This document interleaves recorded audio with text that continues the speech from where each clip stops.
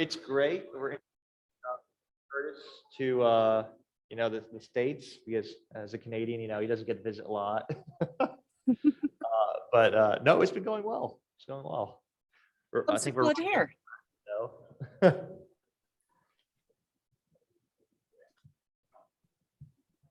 This session must have been interesting. There's like all sorts of careers at Blizzard tabs open.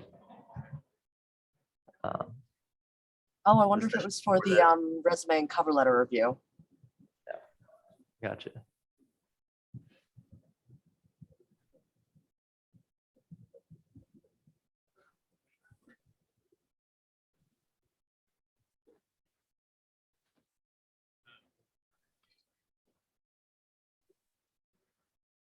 All right. Well, guys, I think we're gonna get started. Thank you for attending.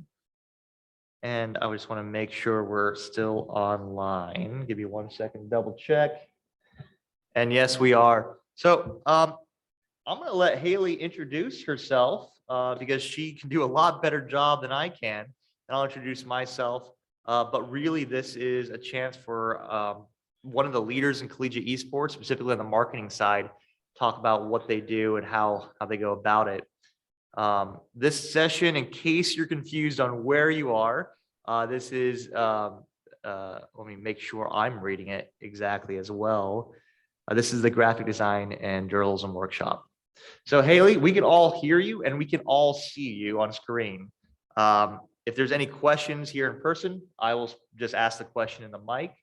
And if there's anything online in chat, you can see it as well, but I'll point it out to you if you miss it. I appreciate that. Thank you. Hello, everyone. My name is Haley Durkin, and I am the current marketing and social media manager here at Playfly Esports and for NACE Star League.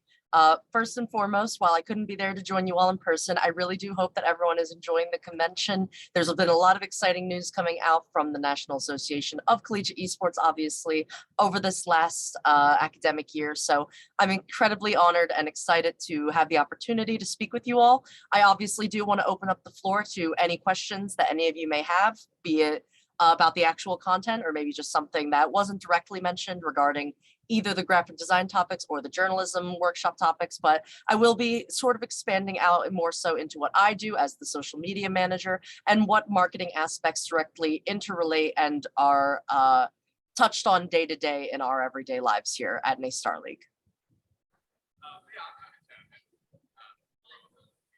Want to make sure this mic is working as well. Awesome. So if you don't mind, I can certainly have you take lead on this, but I also have some questions I'd love to ask you. And if anyone has any questions here in Kansas City, so of course I'm speaking to people online as well in case everyone's looking at me confused, please just raise your hand. Again, I'll either repeat the question for everyone else or I'll just give you the mic and you can do the same thing. But Haley, you tell me how you want to proceed. Absolutely. If it would be okay with you, I'd love to just give everyone a quick little spiel about what our topics today will be covering. And then as we're going along, I will open the floor up at the halfway point around 12:30 my time for any potential questions that you may have. Michael, I'd love to answer yours as well. And just sort of have an open conversation with everyone, give everyone the chance to better understand what it is we do here on the marketing side for NACE. Absolutely. Well, okay, you have the full screen, and I'm even going to do. Oh, why can I not focus on this? That's not it. All good. We'll go and leave that. So it is all yours. Awesome. Okay. So I promise I won't take up too much of everyone's time, but just to get right into the overview of how the workshop's going to sort of break down, I'm going to be defining the differences in the marketable designs that we use in esports specifically and how they differentiate based on general market values you may see in traditional sports marketing or other forms of media and entertainment. Then we're going to go into the branding and advertising differences that you'll notice in traditional sports versus esports and how these sort of correlate to what you see NACE Star League sort of doing in the day-to-day basis during the active league seasons. After that, we're going to go into how you can evolve alongside game titles and what it actually means to create a brand identity and a visual identity when working with esports organizations such as NACE. We're going to briefly touch on the esports market and what the marketing values that me and my team work on every day sort of emphasize and like to look into, such as being entertaining, engaging, educational, the major E's of content that you likely will see in a lot of collegiate atmospheres like this. And then I'll open it up for the Q&A. So just to get started, when we're talking about graphic design in esports, I want to open it up to the broader spectrum of who the graphic designers actually are from a job perspective. They control everything from the conceptualization of our content series to defining what requirements may be needed on everything from size, the image quality, the colors, the brand guidelines, the visualizing of the illustrations, logos, layouts, everything that you see visually that we have created or that we are going to create in the days and years going forward are all things that are made in-house and are designed by a team of professionals that specifically are tasked to shaping these visual identities for us. So everything from the websites you may visit on your browser on your phone to the books you read or the product packaging that even comes with your Amazon orders or etc. All of those are essentially a look into weeks and weeks of work that have gone into creating who we are as a vision. Now, when we talk about brand identity in esports, there's something that I like to describe as like a non-industry standard, and that is that gaming and esports are unlike any other field of design. They have the creative flexibility to go beyond just common terms of phrase such as bold or modern or free form and actually touch on things that are completely unique and not conceptually generalized under one umbrella term or another.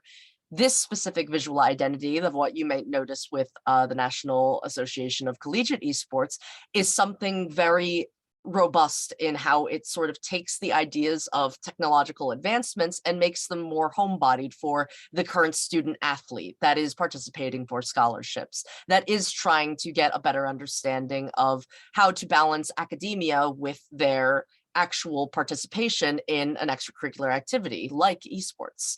Now, something that I have managed to gain in this time is getting to work side by side and almost day by day with our graphic design lead, whose name is Catherine Spahn. She is our lead designer here for NACE Starly and takes care of the majority of things that we actually publicize and allow to go outward to our general audience, who is the 18 to 30-year-old gamer or coach or streamer or individual who just in general is interested in gaming. So something I wanted to talk to her about specifically before today's convention was how would you go about defining it to an up-and-coming student who wants to get into this industry? What would you say the main differences or aspects that stood out to you the most in your design career that make esports unique in this sense? She said, and this is a quote, "With traditional sports, I'm working with institutions that have a long-standing history of tradition and branding, so there's already a look in mind of where I can pull these ideas from. Esports, on the other hand, is a relatively very young area that's still developing. I definitely enjoy the flexibility, and at the start of every season, when I have to create this new look of what we might want to represent us for this upcoming season, it's a pretty challenging time for me, but I think it's also the time of year where I grow the most as a designer. Once I work through it and find something that works, it's honestly the best feeling." Now, Catherine is a wonderful designer, and there's absolutely no one I would trust more to give us this introspective into how the graphic design process sort of breaks down into this, it better so than her. Being that like in the time it may take for one graphic to be posted at the end of a week that is simply announcing when X, Y, and Z may be happening, there is a constant back and forth of communication that is always happening. We try to remain very transparent with each other about what we want the look to sort of vibe with, what we want it to communicate outwardly. So if there is, for example, a registration timeline that we need to meet, or it's ending soon. These are things that have to take into consideration what colors and palettes do we want to use to convey this sense of urgency? How do we want to ensure that people are not only aware of what our message is, but can take it away quickly, concisely, and in as easily as it takes to swipe through their Twitter timeline. All of those little things that may sound as though they might be smaller tidbits at the end of the day are actually incredibly nuanced and something that have to be consistently looked over time and time again during the creative process. This opens us up more so into how branding and advertising in esports actually opens up more so into the idea of content marketing versus branded journalism. Now, for large brands that have understood for a very long time that creating this unique content is very similar to what media companies have been doing for a very long time now, this is something that we think is delivered better in the results of paying not around people's content experience in the same way that you might notice, like, oh, a McDonald's ad is trying to sell me a chicken sandwich. When we're selling the idea of registration, we are selling the message of how esports is bettering and furthering student athlete education opportunities. We are expanding on how our content marketing is not only fun and diverse and creative, but it's unlike anything else that currently exists in the entertainment industry. And there's a needed necessity of having to understand who the reader or the visual onlooker is going to respond best to. And that is that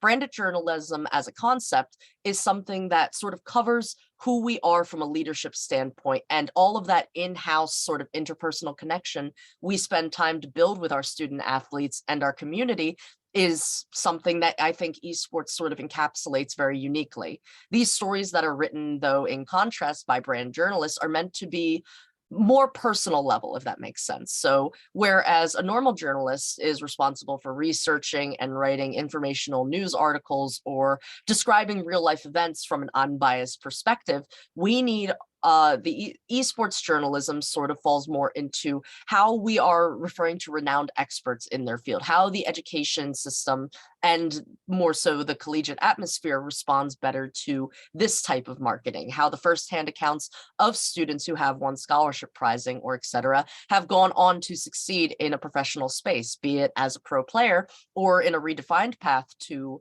a professional esports position where they would be doing like what I do in the marketing sense of doing social media, of working with these graphic designers. We organize this into a cohesive and interesting story that is more naturally influential, not terribly unlike how you would see a behind the scenes conductor of an orchestra pit that sort of is encapsulating this overwhelming message of we are people and we are here for the students. Because at the end of the day, that is what NACE is essentially.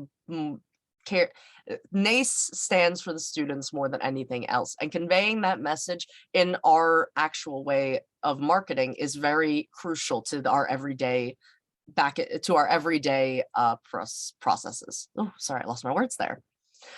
When I'm speaking also of evolving alongside a title in esports, you might notice that like for games where we have long-standing relationships with publishers in NACE, such as, for example, Activision Blizzard or Riot Games or any of them, there is a necessary methodology to how we market around each individual game. There's blue blood games like Overwatch, for example, that don't have any of the characteristic violence that you might see in games that might have more of a first person perspective like a shooter style versus red blood games where we are very intentionally working around now both the publisher demands as well as the marketing demands of how schools would want this marketed out to their students, how you have to avoid the excessive violent stereotype of those games and work more towards like the cohesive teamwork aspects of it, how this builds leadership, how this is an operation that is not only creating the foundations of success for students in the long term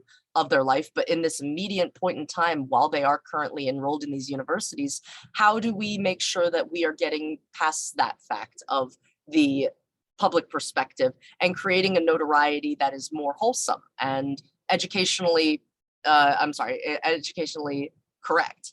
So that is where I think the esports market sort of falls inward towards a diverse palette of opportunity and advancements that we have not seen in any capacity in any other form of entertainment.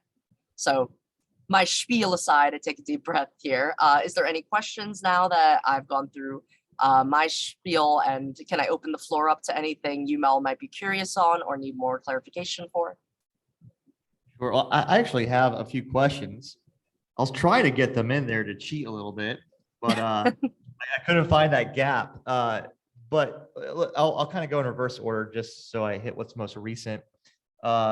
We talked about blue blood esports, right? Being careful with the depictions of violence, right? And so, yeah, I'm in the industry. I kind of get that, but when I think of that, because of where I am as a professional, like we're all in different fields, but in the same industry, it's publisher brand guidelines, right? That's how I'm translating what you're saying. And I'm curious from your professional experience in gaming and esports, how much of what the publisher sets out from day one on how you can use their IP, if you're trying to take a character in a video game and create a cool poster or anything behind that, how much of those brand guidelines from I'll use Riot as example, or Epic is another great example, impacts what you as the creator can do? It is probably the most important thing that we can do outside of what we know in-house, of being like, taking aside the fact that we may work for a specific company at the time. When you take a publisher's IP, you are essentially asking them for their trust. And a lot of the times, a great example being Riot, as you just mentioned, they are willing already to give the community a lot of flexibility in how they use their IP. There is a lot of open-ended capabilities with fan art, or the use of characters in things like animatics or promotional material for games and all that. But when you're working with them from a professional standpoint, like how we do at NACE, there is a lot more of a sort of layered spectrum of availability for both individual characters, the fonts that are used, even just using something as simple as a logo can be touched on in Riot's specific brand guidelines, Epic's too, or Activision Blizzard, all of them. It's this idea of, while we do already have their trust from a consumer perspective, we are now also representing them from a professional standpoint. And when you have that sort of reliance on not only a publisher to trust you with their imagery and their messaging, it sort of is also taking on the idea that you will do the research, that you as a marketer will take the time and effort to go through every single line of their brand guidelines, of their fair use policies, of their community guidelines, and to cross-reference where you have the flexibility to be more creatively inclined to sort of work out of pocket with them, versus doing things that, like, you have to have the spacing absolutely correct between this point and this point. There can't be two characters from this game and this game in the same imagery, because you're beginning to cross over into different territories that are necessarily bordered upon, if that makes sense. Yeah, and I'd love to give an example. So we're good friends with Epic. I don't think they'll mind me pointing at this. With Fortnite, if you're wanting to put the Fortnite logo on a still, a graphic or something, and I know this because they yelled at me, right? So they pay attention. They really do. Especially the bigger it is, the more they pay attention, and the more likely they'll actually reach out to you. So when you have the Fortnite logo in there and you're trying to say, we're having an event and Fortnite will be a part of that event. So you want to put the Fortnite game there and you want to have the logo of your event there. There are specific requirements on, as Haley was saying, the spacing in text between your event logo and their game in this case. They even have requirements on what color background can be behind it, right? In which case, for this example, a white background is all you're allowed to have. There are some that take it much more seriously than others. Some don't care until it gets to a certain point of attention, but it impacts a lot of what you're able to do from a creative element. Some are a lot better than others. Some will actually give you templates to use and a whole library of graphics to pull from that is already high quality, great stuff.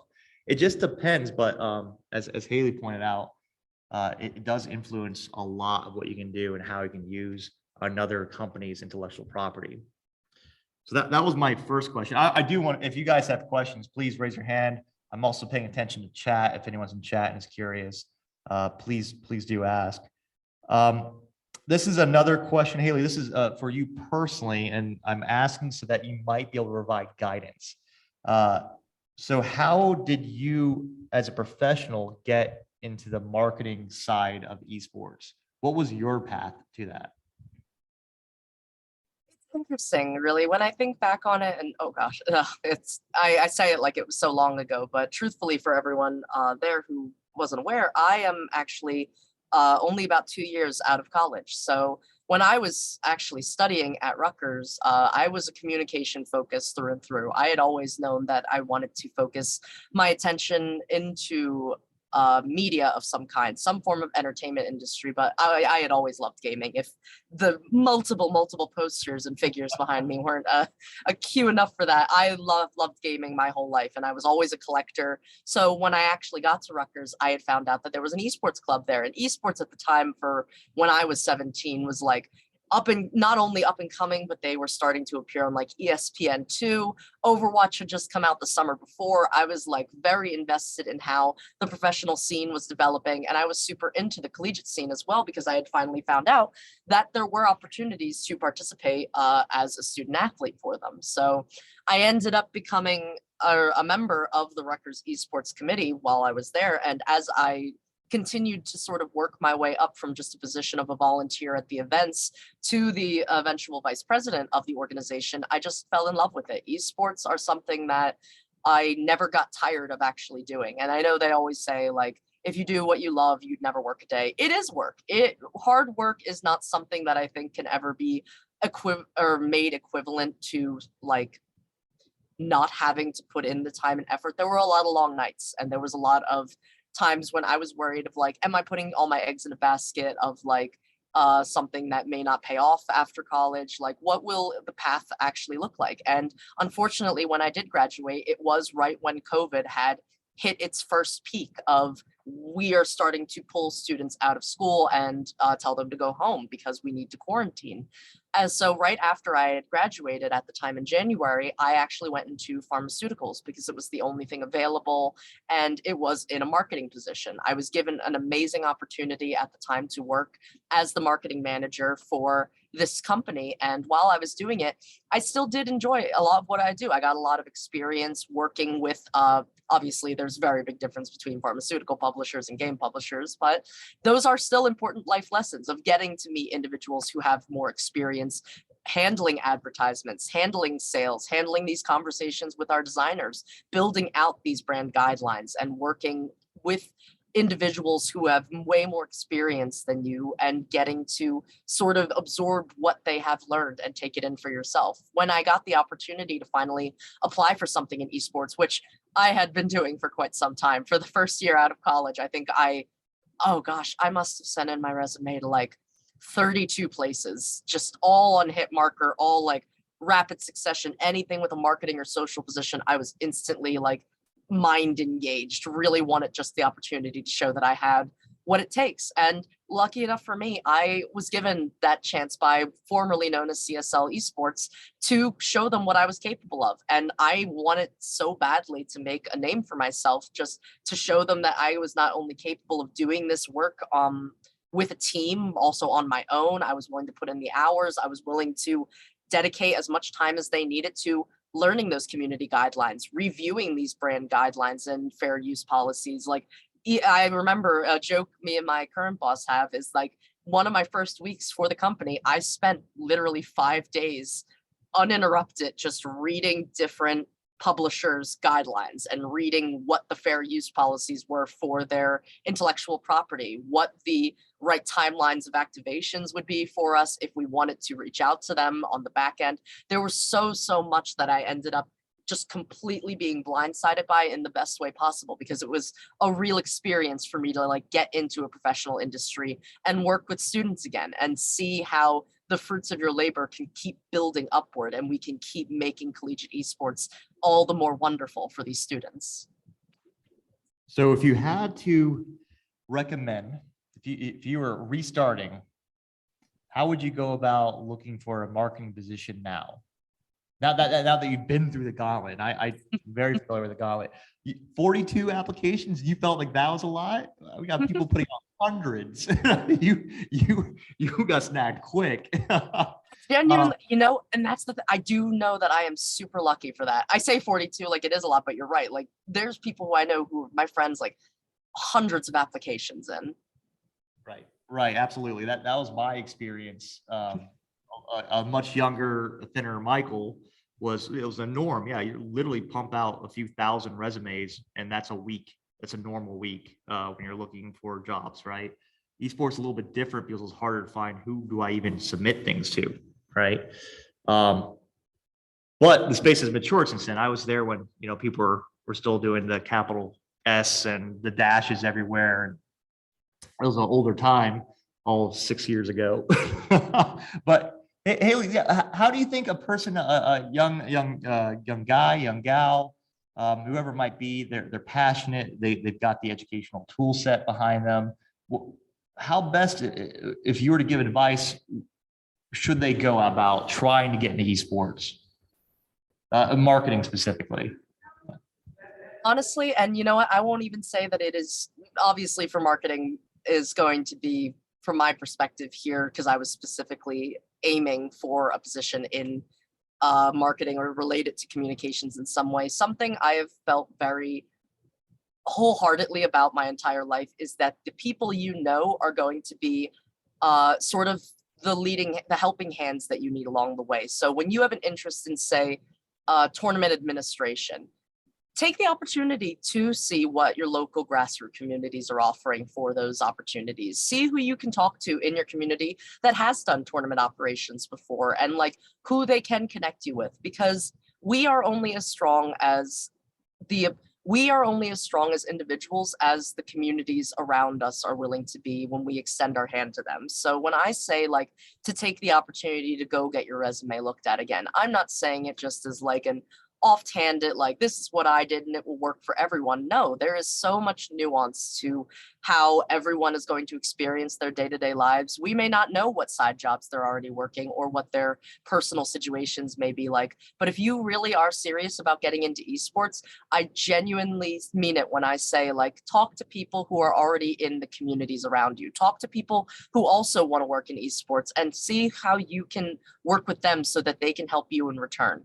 Getting to talk to people and being transparent with them about your passions, about the things you love, are like how I've made the best friends of my life. And I continue to talk with them. A lot of them were made from my time while I was with Rutgers Esports. And just like me, a lot of them went into working with other people in the industry, such as Elgato, Corsair. Some of them are working for the Beyond the Smash Summit, or Epic Games now, Riot, Valve. There's a lot of opportunities out there, and I know it does feel overwhelming for all of you, but sincerely, like, just keep expanding yourself outward to the point where you are making all these friends who do understand what you are looking for, so that when those opportunities come up, you may be the first in mind for them, because they know how capable you are. They know, and they have seen you at those grassroots events, or they have seen you helping out your fellow esports fans when the time counts. And then I promise you, those opportunities are going to follow you for how you sort of build yourself up within our industry. So if I had to translate, you're saying if you just went to class, you love video games, and you happen to got a degree that might match in an aspect of esports, if you just did that, you're still probably not set up to be successful. It's really the networking, who you know, how they know you, that is the important really hook to get in. Which I agree wholeheartedly. Your degree, your education, if you're applying for a job and you get an interview, the expectation is you know what the heck you're doing, and they're going to coach you up on everything else. That's true for every industry. What you should care about, especially in an industry that's growing like esports, or really anything entertainment, it's all across the board. It's all about who do you know. That's the small part. The big part is what do those people know about you, right? What is their perception of you? And being a friend, great, helpful. In my experience, at least, that's not the main thing, because everyone's a business person at the end of the day. They want to know, what can you do for me, right? Are you good? Are you diligent? Is your quality work great? And you get that by interacting with people. So I was just trying to translate a little bit what Haley said, because I 100% wholly agree. It is who you know and how they know you. That is so important in esports. It's also important in every other music industry, movies, athletics. It's across the entire board. That is the fundamental driving force of getting in and advancing in the space. Oh, absolutely. Yep. One more question that I have, at least right now, is I'm curious on your perspective. I ask this of a lot of people. People ask this of me sometimes, and I sometimes think my answers are poop. But I'm curious to know what is your perspective of esports journalism? What do you think it might look like in 5 years, right? If you were to pull out a crystal ball and see into the future, what is it that you'd expect to see by then? Esports journalism sort of falls under the same way that I view how a lot of broadcast teams operate with individuals who are specialized in speaking on very specific subject matters. So in a lot of the times when you're watching a stream from us, you might notice that there's two casters. One in layman's terms might be referred to as a hype man, while another is referred to as an analyst. Esports journalists are interesting in the sense that they sort of have to have a facet towards all of those aspects. They have to not only understand how the game is played, but they have to be able to translate how the game is played to people who may not be overwhelmingly familiar with it. They need to be able to communicate now what has happened in these games or what's going to be happening in upcoming games, upcoming seasons, or when reviewing something that might have happened in a previous gameplay moment in a way that is not only digestible for readers, but is also easy enough to understand that someone who is well more seniored or a veteran in the space will also understand it at a high enough level that it's not insulting. We never want to say that like you should dumb down your work in any way. Like you have to have faith that your readers understand what they're reading, given that they've gotten to the subject topic. But I think that esports journalism is going to keep evolving to the point where we are going to get a lot of publicized takes and articles that are less so opinion based, so much more as they feel like they're giving you a full length review of the game itself and the metas and the players and the opportunities that are associated with the game the game instance that they're referring to and how that sort of translates outward. I think that they're going to keep expanding exponentially to the point where we are going to see a lot more publications coming from things equivalent to Sports Business Journal, like how we currently have Esports Insider or Dextro. Like, I think there's going to be a lot more of those sort of publishing houses as more and more people sort of realize that these things are not only worthwhile to read for, but they're gaining a lot of impressions. They are hitting the target markers as people want to read more into games before they buy them, as they want to read more into competitions before they air, to see who the players are, to see who the coaching staff is, what their histories are. So I think there's going to be a lot more of that, if that makes sense, in the future. But for a point of clarification, which I think I heard you, but I want to make sure everyone else did. So you don't think necessarily that esports journalism in the short term, this 5-year time horizon I threw at you, you don't think it's going to go like mainstream in terms of, like ABC, CNN, Fox, right? Those groups that we know of, those are more politics stuff. ESPN probably is a better example. NBC Sports. You think it's not going to go that direction? You actually think it's going to develop like a parallel line to that, but specifically for gaming? Okay. Absolutely. I think I agree. Actually, I think that's better, honestly, because we've seen, especially early days, a bunch of these groups who know nothing about gaming or esports try to get in quickly, and then you're like really scratching your head about some of the things they're putting out there, and it not a good look sometimes. Some did well though. I mean, absolutely. And I know when ESPN jumped in and then they jumped out, but those, I think the majority of their journalists actually went off and spun up their own esports companies in journalism, like Eric Wolf did. Yeah, a bunch of them did. I'm so sorry. Just go ahead, please. You're infinitely more important here than me. No, I just wanted to add quickly to this point while we are on this subject. Something very interesting that I've noticed for a long while now is the impact of media, specifically journalism in esports, is something that when I spoke earlier on how public notoriety factors into the markets and our audiences, like you will hear it time and time again. A somewhat misleading turn of phrase that a lot of people have sort of latched onto over the last couple of years is this came from one singular article a very long time ago, at least I want to say 3 years ago, and it was, oh, this esports event had garnered more viewers than the Super Bowl of this year. And it was the big thing that everyone sort of honed in on. It was a conversation topic on like Good Morning America, on a lot of things of how people were bringing up like, oh, the rise in gaming. Like, oh, all of a sudden gaming has sort of blown out of the water, this massive, somewhat arguably most important Western sports event of the year. And now it's happening. Like this is the moment where everyone's going to focus on gaming.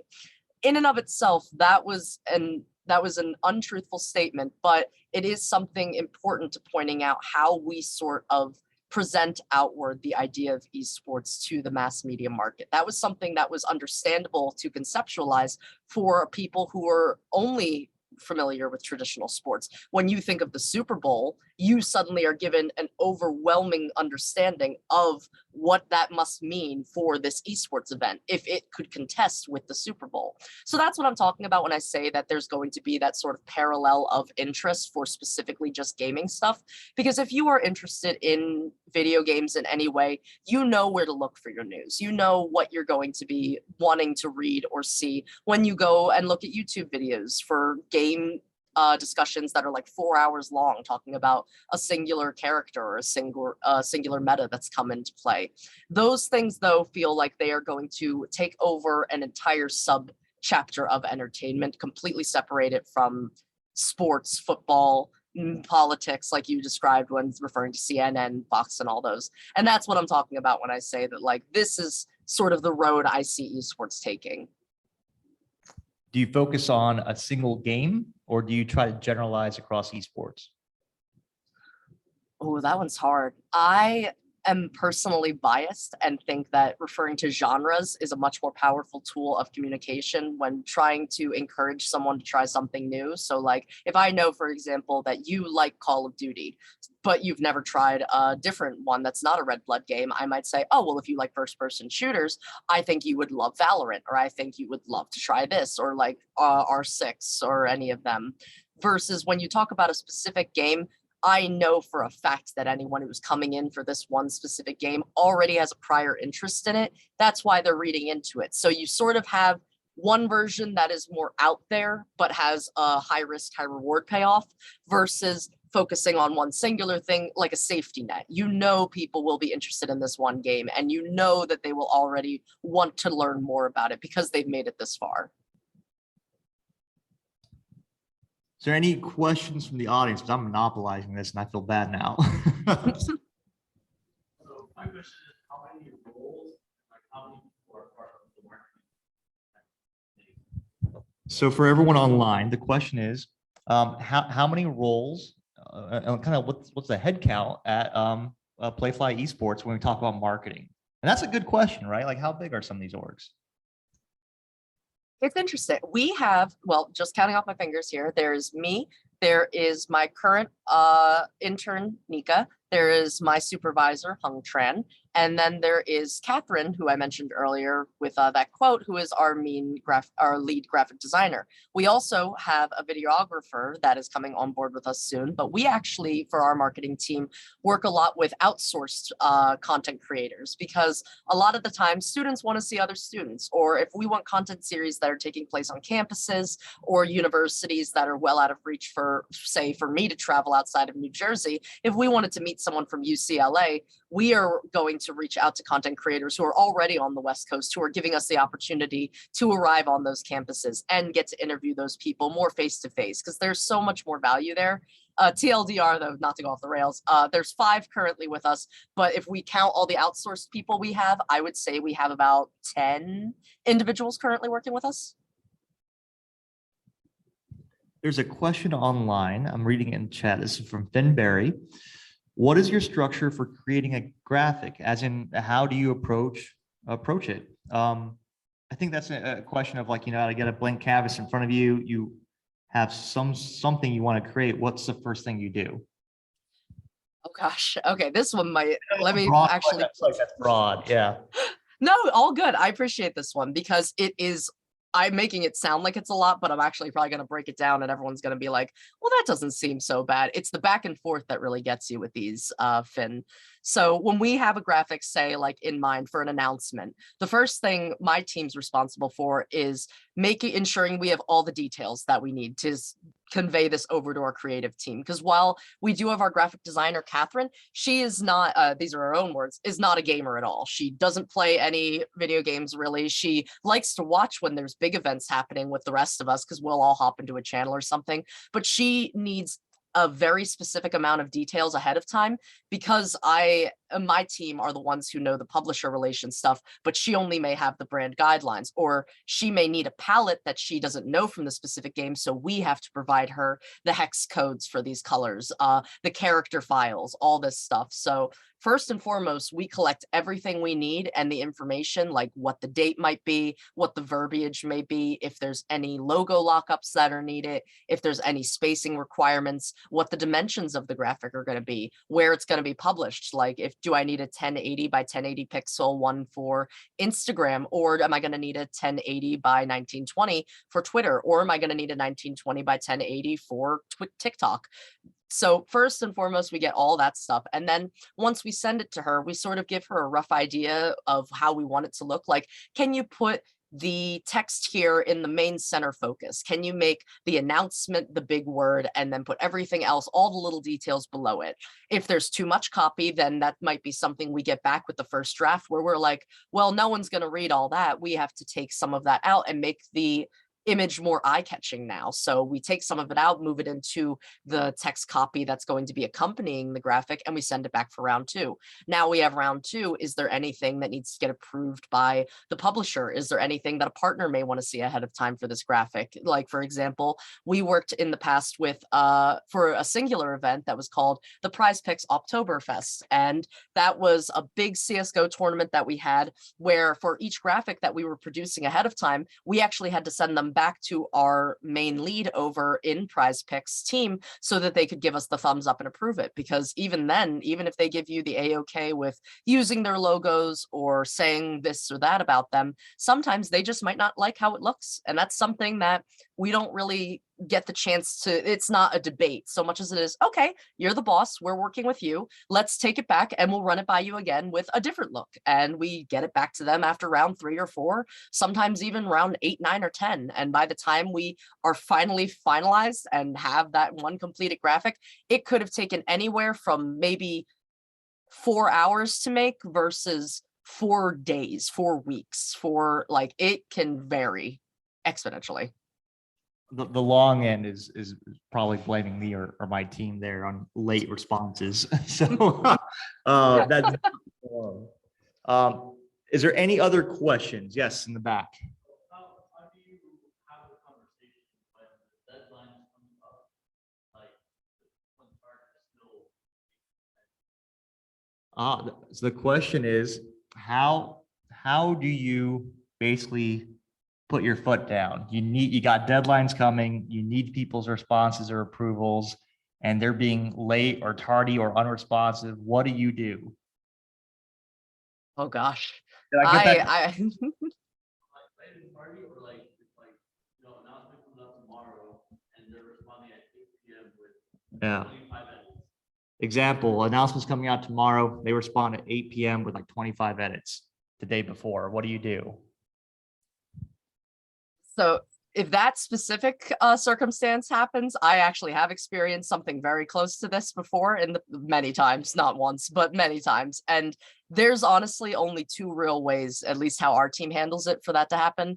One If all those changes come in after hours, you need to have a hard line between your work life and your free life. And that is something that I will speak on passionately for the rest of my life. There is a time and a place for anything that is work related. To come to someone that late into the day with that many changes, and especially if it's not in like an excusable way or a respectful way of there was this situation and we couldn't respond during the working hours. Is there any way we can get this fixed by tomorrow? One, maybe, but probably unlikely. Your solution is we can move this announcement date back and we can accommodate these changes, or you're just going to have to accept this is how it looks. We will fix things in the copy of what we can actually change with our texts immediately. But if it's something that our designers aren't going to be able to see until well into the afternoon of the next day, that's when you have to say to them, these are your only two options here. You did not give us adequate amount of time to fix this for you. I am very sorry, but you can either delay the announcement and we'll get you those changes, or you're going to have to just swallow how it looks right now and we will just go from there. We will try to fix it the best way we can, but there's only so much any of us can do. We are human and we are prone to human error. But in moments where you really need to put your foot down and someone is crossing a boundary with that, there are many professional ways to say, I understand your concerns, and while I am respectful for your point of view, this is not something that is in my immediate wheelhouse of capabilities. If you want to discuss it further, let's do that tomorrow during working hours. And I can testify that's true. Haley and her team has told me that verbatim numerous times. So I'm reading off my little cue card. Very professional, but it's a firm and hard no. If you know if they set you up to fail, you don't have to walk through that door. Is there any other questions? We got one over here.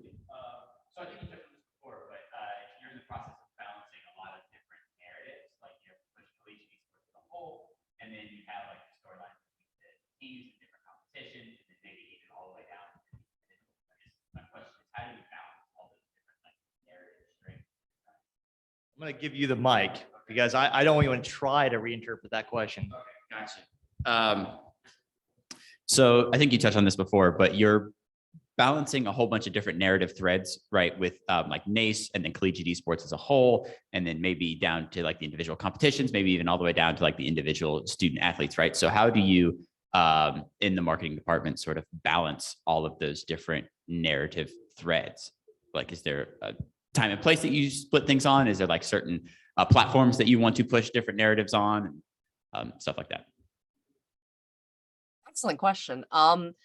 Sort of like taking a step back to like give you a broader perspective of it. When we are looking at our audiences, both of like, say, if I'm comparing NACE Star League between Playfly Esports, when I'm talking about like a general demographic of interest, that can be something as specific as we know that our TikTok audience really likes X, Y, and Z, but our Twitter audience doesn't really respond as well, or we don't get nearly as great feedback as we do. Having to understand each individual network and channel is a very integral part of how we make those separations between each category, I'll call them. So for example, student athlete content that is NACE Star League specific does much, much better during the active school year and academic timeline when kids are on Twitter a lot, when they're focused on looking at their school emails and doing this, this, and this because they are currently on campus or working on their midterms and finals and stuff. But in contrast, like right now during the off season and the summertime, there's a lot of content that isn't student based because one, we cannot get in touch with them and they're doing a well-deserved break off of their courses in academia, versus how we can produce content that is around the universities and coaches who are currently working, who are on hours and might want to do an interview with us. And then once we have those interviews, okay, well, do we know that long-term interviews that are not short form like TikTok do better on YouTube? Do we also put them on Twitter? Do we put them on Facebook? Where do they go on LinkedIn?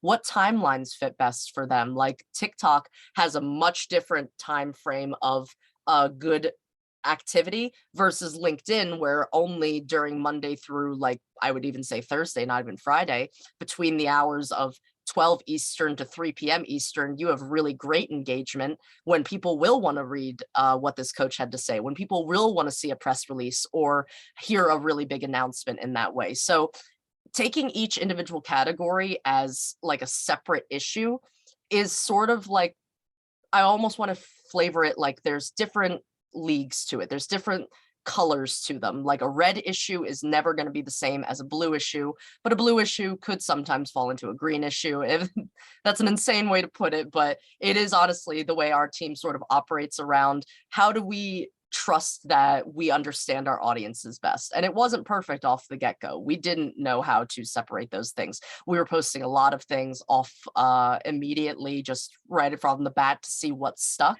And when we did finally figure out what worked, that was when we could actually get into, okay, now we got more people on our marketing team that can handle just the student relations sides of it. We have people who can just handle our publishers stuff now, or like, let's go back and work on something like this because now we know is the right time to do it. And we have the means of getting that content. So it's a lot of touch and go, but I would say it honestly just has to be looked at in the moment. Well, I'm getting the signal from our friends over at VFairs to wrap this up because the next session is already queued up. I wanted to thank you for your time, Haley.